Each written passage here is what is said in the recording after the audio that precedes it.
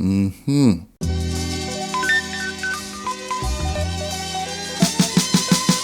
is one for the pescatarians, but the vegans and the vegetarians could enjoy this as well. I recently came across a okra and spinach soup by Latifah Cooks on Twitter. Now this is a Ghanaian recipe, but it inspired me to try my own version of it with a local twist. And for this recipe I'm using chorai bhagi as the spinach, but you could use kale or kalaloo bush as well. I also adding some dasheen to it and pairing it with a nice pan seared grouper. Now the first thing I want to do is cook the okra separate. Now this is a totally optional step, but I'm thinking that I don't want the soup to be too thick and slimy, which is what you would get if you allow the okra to cook down with all the other veggies and aromatics, etc. Now I want them to be fully cooked, but still maintain the integrity. So adding some oil to a pot and sauteing them for about 5 to 8 minutes on low heat. In the meantime, I'm prepping the rest of the veg.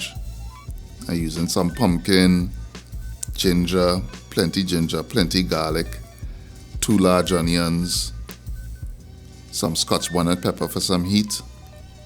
I'm using some local celery as well, parsley, and I'm peeling the dasheen and cutting it into bite-sized chunks and placing it in some water until we're ready to use it.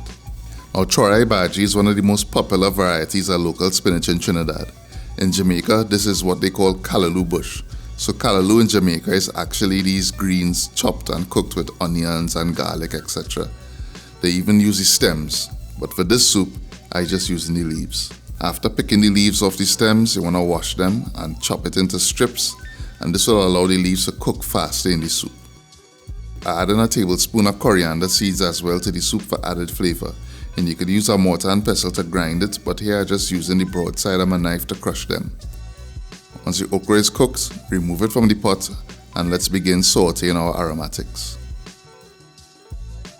Add some oil to the pot and then add the coriander seeds and allow them to toast for a couple seconds. Then you want to add the onion and allow it to cook for about a minute. Add the garlic, ginger, celery, Scotch bonnet pepper, pumpkin, and I want to give that a good toss. Allow this to saute for a minute or so on medium heat. When I add the spinach or the bhagi, I want to cover this and allow it to cook for 3 minutes. Remove the lid and you want to toss everything and season with salt to taste. Add 1 cup of coconut milk and about 5 cups of water. And I add in a tablespoon of fish sauce here to the soup.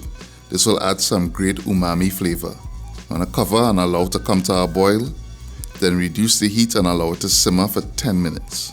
10 minutes later, I'm going to add the dasheen to the pot.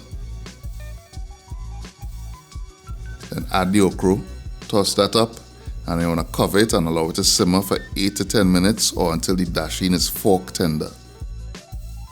Pro tip, don't cook the dasheen until it's mushy. Once the dasheen starts to change to that grayish bluish color, you can turn off the stove and allow it to cousoumeh. The residual heat will continue to cook the dasheen without making it mushy and without making the soup overly starchy.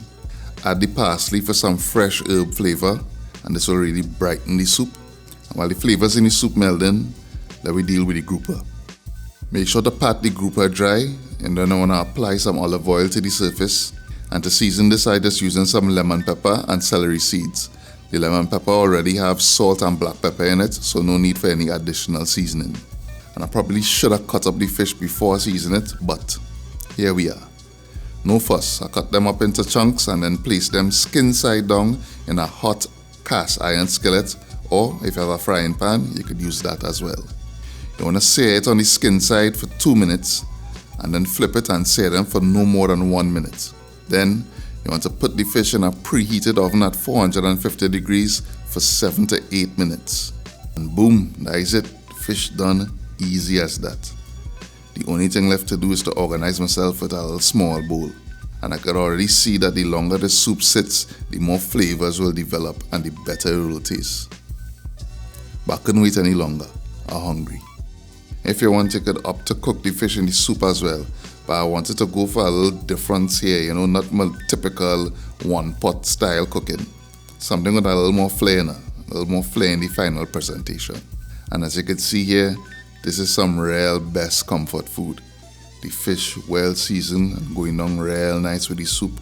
The Scotch bonnet pepper giving it a nice spicy kick. All the aromatics we use just bringing layers of flavor upon flavor. This is definitely one to try. And if you're vegetarian or vegan, just leave the fish out and it'll be perfect. If you like this recipe, please give the video a thumbs up and give it a share. And if you're not subscribed to the channel, please take a moment to do so. Of course, the full recipe is on eatahfoodtt.com. Check the video description for the link. Thanks for watching, and I'll see you in the next one.